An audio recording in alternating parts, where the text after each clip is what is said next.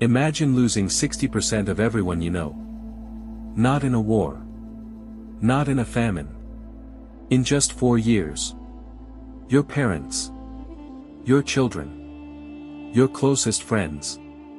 Entire villages disappearing so completely, that centuries later, only empty fields remained. This isn't fiction. It happened. History remembers it as the Black Death. The deadliest pandemic ever recorded.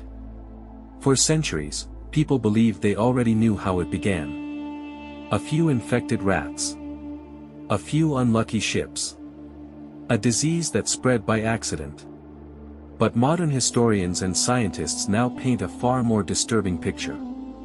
For centuries, historians believed the plague arrived by accident. They were probably wrong.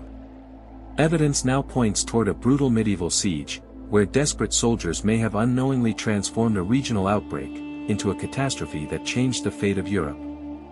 But the greatest surprise isn't how millions died. It's what happened afterward. Because the Black Death didn't just kill Europe. It destroyed an entire way of life, and gave birth to the modern world. Tonight, we uncover the forgotten story of the plague that should have ended humanity. Europe in the early 14th century looked powerful. Great stone castles dominated the countryside. Kings ruled vast kingdoms. The Catholic Church stood at the center of every person's life. Markets were crowded. Cities expanded every year. Trade connected Europe with Asia through thousands of miles of roads and caravan routes. On the surface, civilization seemed stronger than ever. But appearances can be deceptive. For decades, Europe had been living on borrowed time. The population had grown faster than farms could produce food. Fields were exhausted. Forests had been cleared. Even a small harvest failure could push entire villages toward starvation. Then nature struck. Beginning in 1315. Constant rain flooded crops across northern Europe. Harvests failed. Livestock died. The Great Famine lasted for years.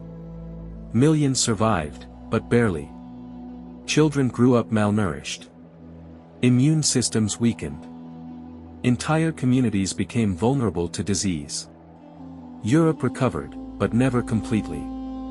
Without realizing it, the continent had become the perfect target for something far worse than famine. Something no army could stop. Thousands of kilometers away, beyond the mountains of Central Asia, a tiny bacterium had existed for thousands of years. It lived quietly among wild rodents. Invisible. Forgotten. Harmless to most of the world. Its name today is Yersinia pestis. No king feared it. No emperor knew it existed. No army could see it. But history has a habit of changing, because of things no one notices. Trade routes stretched from China, across deserts, through Persia, into the ports of the Black Sea. Merchants carried silk, spices, gold, silver, ideas, religions. And without knowing it, they may also have carried death itself. No one yet realized that one of the greatest disasters in human history was already moving toward Europe. And when it arrived, nothing would ever be the same again. For centuries, historians believed the Black Death arrived in Europe by accident. A disease, wandering west along ancient trade routes. A tragic coincidence.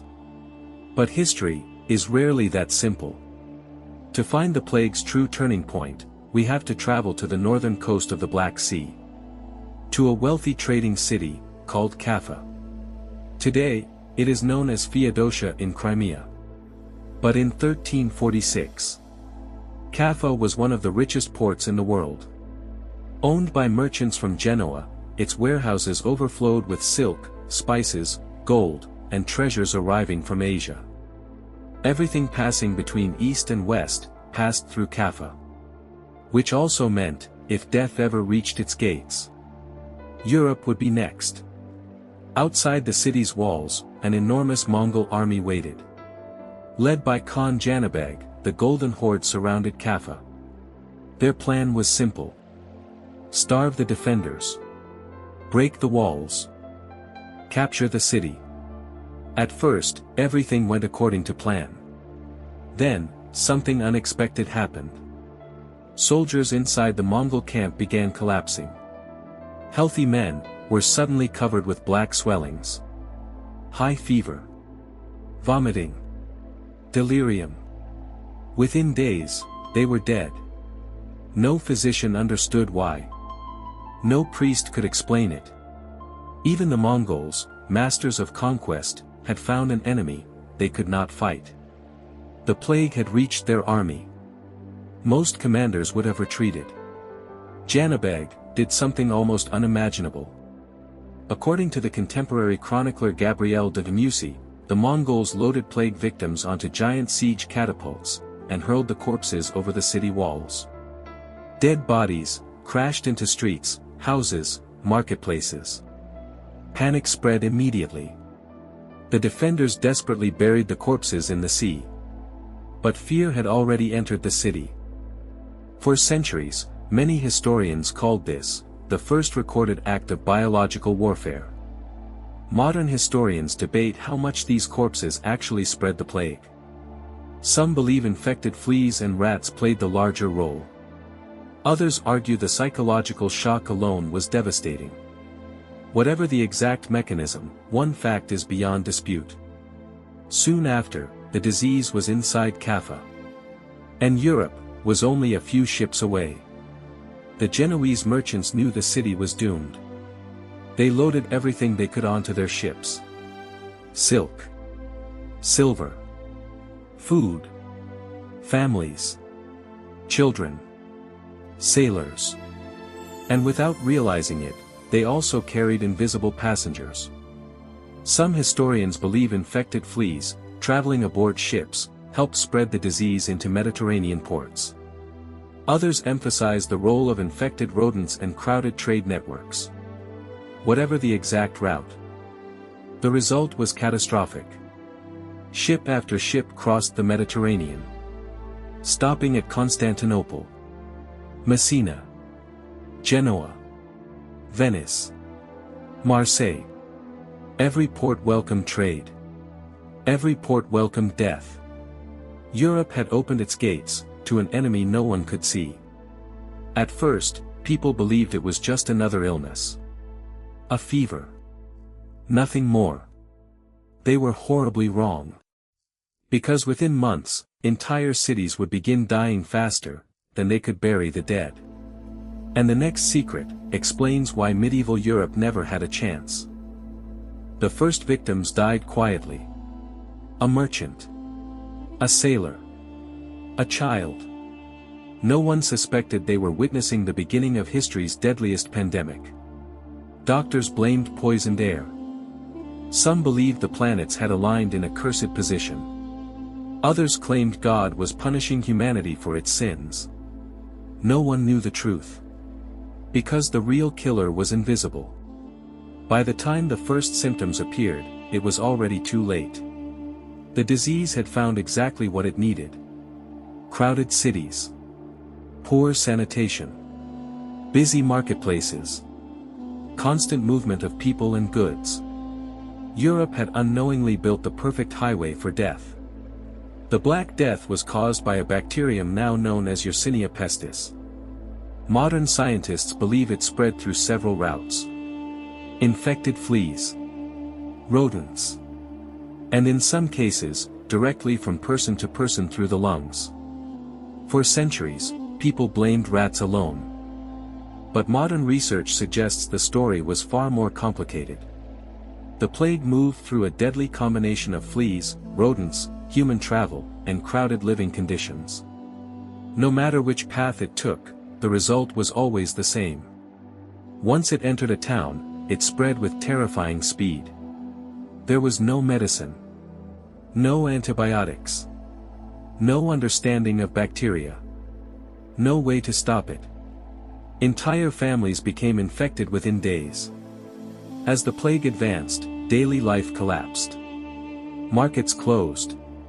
Churches filled with desperate prayers. Then even the churches ran out of space. The bells rang constantly, until there was no one left to ring them. Carts rolled through silent streets collecting bodies. Mass graves grew larger every day. In some cities, people locked themselves inside their homes. Others fled into the countryside, only to carry the disease with them. Neighbors stopped trusting neighbors. Parents abandoned children. Children were left alone beside the bodies of their mothers and fathers. The fear became almost as deadly as the disease itself. For many, death no longer arrived with a scream. It arrived, in complete silence. Fields were left unharvested. Livestock wandered unattended. Entire villages disappeared from maps forever. Trade nearly stopped. Governments struggled to function. Even kings realized, they were powerless. For the first time in centuries, Europe faced an enemy that ignored wealth, rank, and armies. A peasant could die. A bishop could die. A king could die. The plague recognized no crown. No castle wall. No border. Civilization itself seemed to be collapsing. Many believed, the end of the world had finally arrived. But history was preparing one final surprise. Because after millions had died, something completely unexpected happened. And it would transform Europe forever. The Black Death was supposed to destroy civilization. Instead, it rebuilt it. The disease that killed millions would accidentally create a new world. And that is the final secret. When the plague finally began to fade, Europe looked unrecognizable. Entire villages had vanished. Great cities stood half-empty. Fields that had once fed thousands lay abandoned beneath weeds. Church bells no longer rang. Not because the danger had passed, but because there was no one left to ring them. Kings counted the dead. Priests searched for answers. Survivors searched for food. For centuries, history remembered the Black Death as humanity's greatest tragedy. But history missed something even bigger. The Black Death didn't just kill Europe. It destroyed the old world, and forced a new one to be born.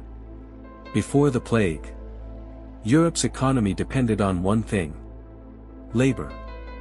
Millions of peasants worked the land owned by nobles. The system had existed for centuries. Most people were born poor, and died poor. Then, half the workforce disappeared. Suddenly, there weren't enough farmers. Not enough blacksmiths. Not enough builders. Not enough craftsmen. For the first time in generations, workers held something they had never possessed before: choice. Landowners competed for labor. Wages rose. Peasants began demanding payment instead of obedience. Some simply left, searching for better opportunities elsewhere. Kings tried to stop them. Laws were passed freezing wages. Travel restrictions were introduced. But it was too late. The old feudal system had begun to collapse. Not because of revolution. Not because of war. Because there weren't enough people left alive to keep it running. The decades that followed transformed Europe forever. Workers earned more. Merchants became richer. Cities expanded again. Universities grew. New inventions spread faster. Old traditions weakened. The balance of power slowly shifted. Away from hereditary nobles, and toward commerce, education, and skilled labor. Historians still debate exactly how much of Europe's transformation can be linked to the plague. But few deny that it accelerated profound economic and social change across the continent. The disaster that should have destroyed civilization, instead helped reshape it. The Black Death reminds us of something uncomfortable. The greatest events in history are rarely planned. No emperor ordered this transformation. No king designed it. No army conquered Europe. Instead, one microscopic bacterium, changed the destiny of millions. It humbled kings. It challenged the authority of institutions. It exposed how fragile civilization could be. And it showed that history can change, not only through the decisions of powerful people, but through forces no one can see. More than 600 years have passed. The castles still stand. The churches still rise above medieval cities. The names of kings remain in history books. But the world they ruled is gone.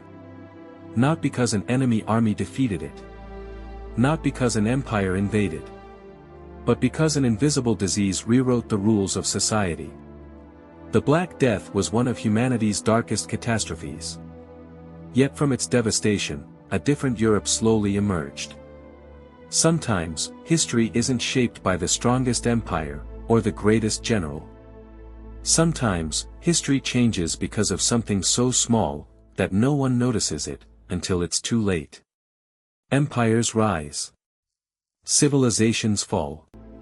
But the greatest turning points in history are often hidden beneath the stories we've heard all our lives. If you enjoy uncovering the forgotten truths behind history's greatest mysteries, subscribe to Dark Empire. Because the next empire is already waiting to be uncovered.